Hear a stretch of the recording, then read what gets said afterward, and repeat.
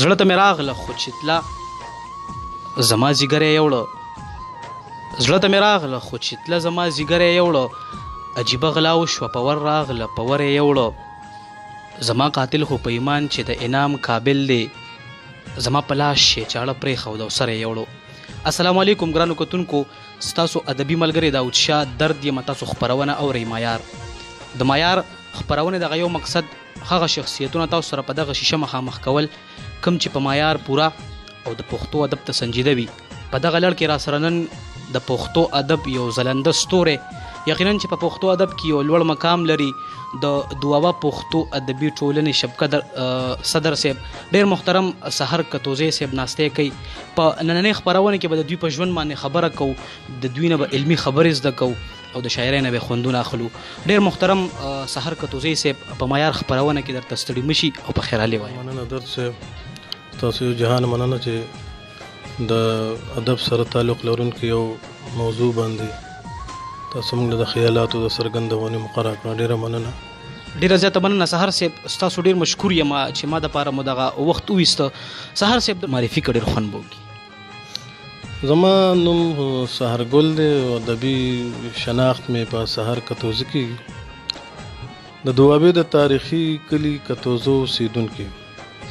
سکول کې د مدرس یعنې د استاد په حیثیت خپل فریضه ترسره کوم او د پښتو شعر یعنې نظم او نثر دواړه چې دی نو خوښوم هم او لیکم هم. سمه ده سحر صاحب، دا راته ووایي چې ادب ته کوم وخت نه راغلی؟ نو لا د پرایمرۍ طالب علم وم چې سرسري غوندې شاعري به مې کوله. بیا ورو ورو چې دی نو څومره چې عمر زیاتېده دغسې د شاعرۍ ذوق هم او لیک کې هم اضافه راتله. نو تقریبا د کالج د وختو نه خو بیا باقاعده شاعري شروع کړې ده. په ادبي غونډو کې، مشاعرو کې، تنقیدي نشستونو کې مو برخه اخیستل شروع کړي دي. په 1989 کې چې کله دوابه پښتو ادبي ټولنه د 13 کالو د تعطل نه پس یو ځل بیا حکیم سوقدري صاحب دي، شیرشاه ترخوي صاحب دي، نمروز قیس صاحب دي، یو وارې بیا په ځای ودروله. د هغه وخت نه تر دې دمه چې دی نو دغه ټولنه کې د هغې په غونډو کې برخه اخلم. په مختلفو عهدو ملګرو ټاکلې ما، اوس اگر چې د دې زه اهل نه وم، د هغې هغه د صدارت پټکي هم را په سر کړی دی. او په نثر کې مې یو کتاب پوهنه لیکلی دی چې د مقابلې د امتحاناتو لپاره به پته نشته ګټور ثابت شوي، ځکه چې د هغې په باره کې کله چې د موبایل دور نه و نو 1200 خو لیټرې خطونه تعریفي د هغې ماته ملو شوي دي چې کومو خلکو ته استفاده کړې ده. او دا هم د دغه امتحاناتو د سلیبس او د نصاب مطابق ما لیکلي و. او وخت په وخت د هغې په نصاب کې که بدلون راغلی دی نو ما په پوهنه کې هم بدلون راوستی دی. دې دپاره هغه چې دی نو پښتنو ډېر خوښ کړی دی او په زرګونو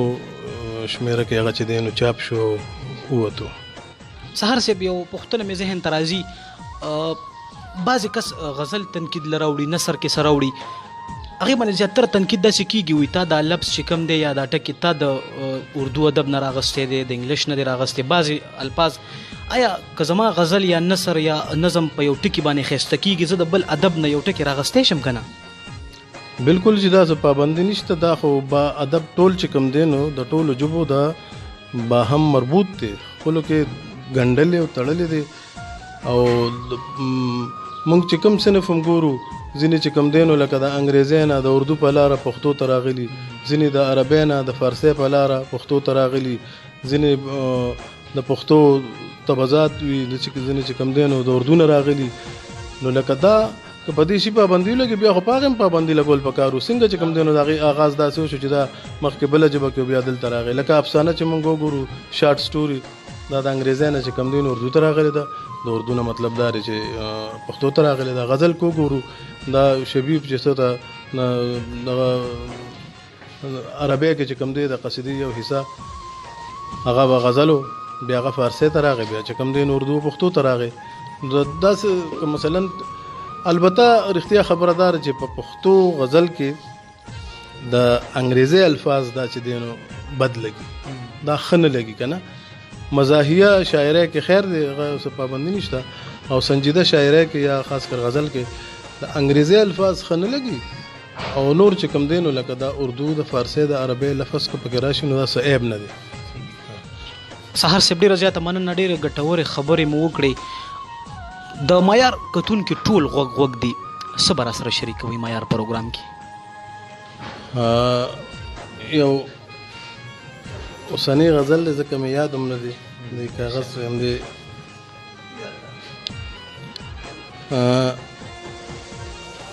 زه چې خاوند د خپل اختیار شمه نو در به شمه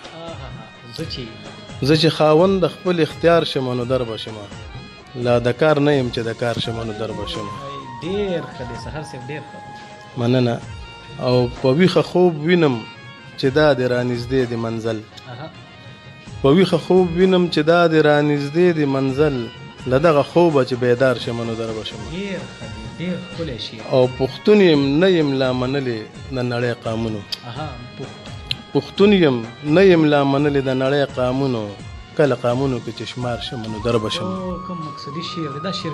مننه جی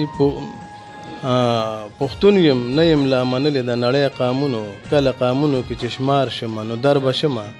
او څه د حالاتو ناړامي څه د یارانو ستم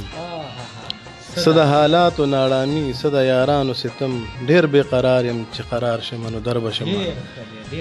او شعر دی درد صاحب لس پښتانه ښخ شوي نه وي چې راورسي شل لس پښتانه ښخ شوي نه وي چې راورسي شل د جنازو نه چې اوزګار شمه نو در به شمه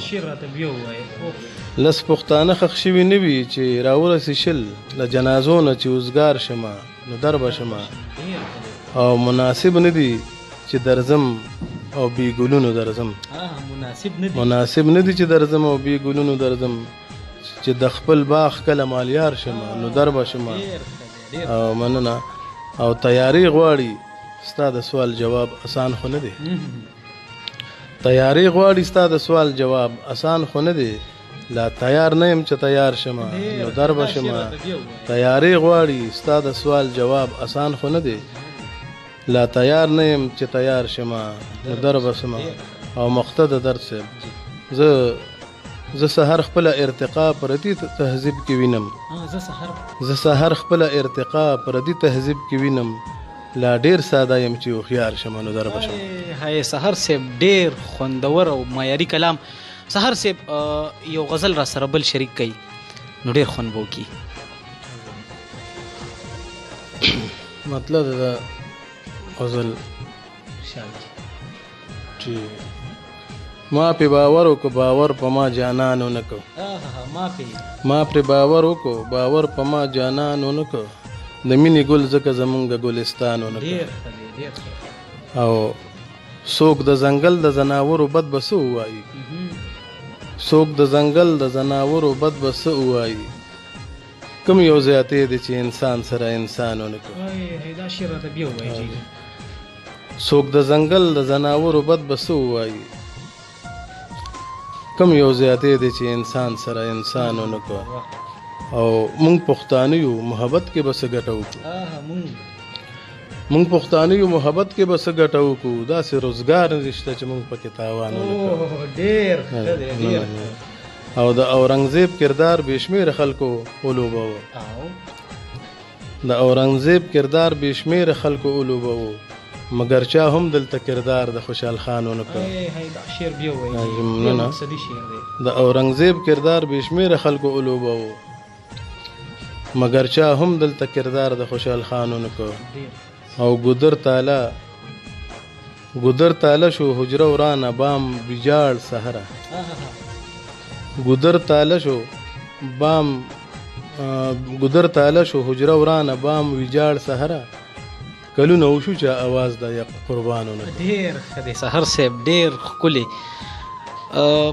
ګرانو کتونکو که د سحر صاحب په ژوند باندې زه خبره وکړم یا د هغوی په شاعرۍ باندې نو زمونږ دا وړه شان خپرونه دا به ډېره زیاته کمه وي. سحر صاحب له بده مرغه د خپل پروګرام دغه ځای کې تم کوم، په اخره کې مینوالو ته څه پیغام یا میسیج لرئ؟ نو پیغام خاص کر د نوي کل شاعرانو باره کې دا دی چې د خپل وطن، د خپلې خاورې، د خپل قام هغه حالت زار دا د خپل کلام، د خپل غزل، د خپل نظم حصه وګرځوي او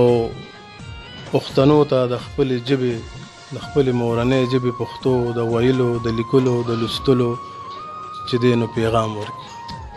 ډېره مننه سحر صاحب، له تاسو نه یوه نړۍ مننه کوم چې د معیار خپرونې دپاره مو دغه 2 شیبې راکړه. ډېره مننه در صاحب، الله م ښاد او آباد لره. ډېره مننه. ګرانو کتونکو سحر کتوزی صاحب مو واورېده، په د هغوی په زندګۍ باندې مو خبره وکړه، د هغوی نه مو د علم خبرې زده کړې او د کار شعرونه مو ترې واورېده. د خپل الله نه ډېر زیات مشکور یم چې موږ پښتانه د دغه شان پوهانو په منځ کې زیږولي وي. انشاءالله ډېر زر به د یوې نوې مرکې سره حاضرېږو. تر دې دمه ورکوي کوربه د وچشات درد د اجازت. چېرته چې هم یې الله مو ښاد لره، آباد لره، په لوی الله مو سپارم. الله پامان.